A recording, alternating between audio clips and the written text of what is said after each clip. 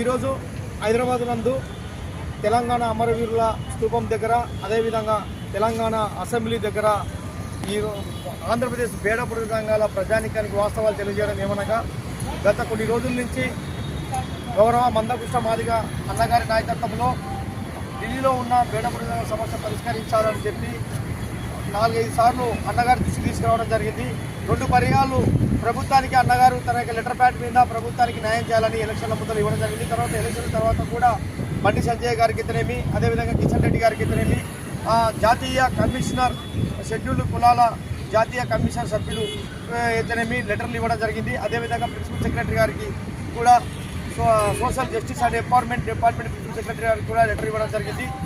కాబట్టి అన్న ఈ ఫైలు తమరు కదిలించాలంటే చర్చ జరుపుతానని చెప్పాము. ఢిల్లీలో కూర్చొని ఎక్కడ ఉంది, దీన్ని ఏ విధంగా పరిష్కరించాలా, ఏ విధంగా పోతే దీనికి న్యాయం జరుగుతుంది, మీ వంతుగా మన ఈ యొక్క ఆంధ్రప్రదేశ్లో మృగజంగం సమస్యను అక్కడ ఉన్న ప్రజాప్రతినిధుల ద్వారా బీజేపీ ప్రజాప్రతినిధుల ద్వారా అదేవిధంగా మన దళిత సోదరుల మినిస్టర్ల ద్వారా దీనికి అధికారులు వచ్చి న్యాయం పార్లమెంట్లో రాజ్యసభలో న్యాయం జరిగే విధంగా చట్టము సవరణ జరిగే విధంగా చూడాలని చెప్పి తెలియజేయడం జరిగింది.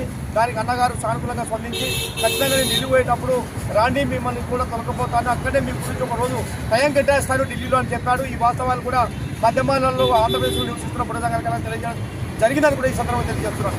కానీ దురదృష్టవశాత్తు అన్నగారు ఢిల్లీ పర్యటన పోలేకపోయినాడు.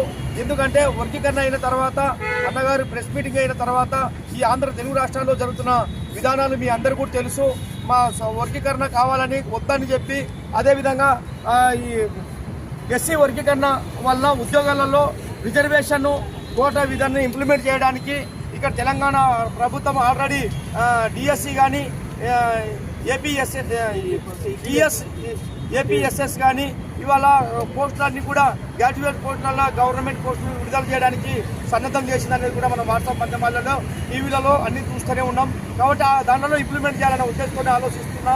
కాబట్టి ఆ విధంగా నా ప్రయత్నాలు టౌన్లోనే ఉండి 4-5 వారాల నుంచి ఇక్కడనే ఉన్నాను నేను.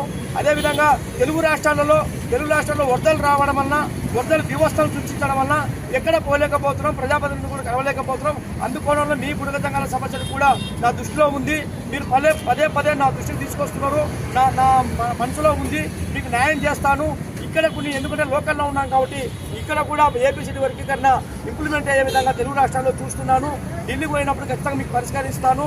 నేను పోయేటప్పుడు కూడా మీకు పిలుపునిస్తాను. గౌరవ తాటికొండ నారాయణ గారికి పిలుపునిచ్చి మిమ్మల్ని పిలుచుకోబోతాను. మీకు కూడా న్యాయం చేసే విధంగా నేను ఉన్నాను, నన్ను నమ్మండి అని కూడా ఈ సందర్భంగా అన్నగారు మరొకసారి మనకు తెలియజేయడం జరిగిందని కూడా ఆంధ్రప్రదేశ్లో నివసిస్తున్న బుడగజంగాల కల్లా నేను తెలియజేస్తున్నాను. ఎందుకంటే వరదల బీభత్సాల వలన తెలుగు రాష్ట్రాల్లో ఉన్న ఈ ఇబ్బందుల వలన మనం ఎవరిని కలిసినా మనకు సమస్య పరిష్కారం కాదు. కాబట్టి ఆ కోణంలో మీరు ఆలోచించుకోండి. ఇది అయిపోయి ఈ యొక్క వరదలు ఈ విధంగా తగ్గుముఖం పడినాక ఖచ్చితంగా నేను కొలకపోతాను ఢిల్లీకి. నేను అక్కడ ఆ విధంగా పరిశీలించి మీకు న్యాయం చేసే విధంగా చూస్తానని కూడా మరొకసారి అన్నగారు తెలియజేశారని కూడా ఈ యొక్క తెలంగాణ గడ్డ మీద నుంచే ఈ వాస్తవాలు లైవ్ల ద్వారా మీకు తిరగాలనే ఉద్దేశంతోనే ఆంధ్రప్రదేశ్లో ఉన్న బుడగజంగాల కల్లా తెలియజేసుకుంటున్నాము.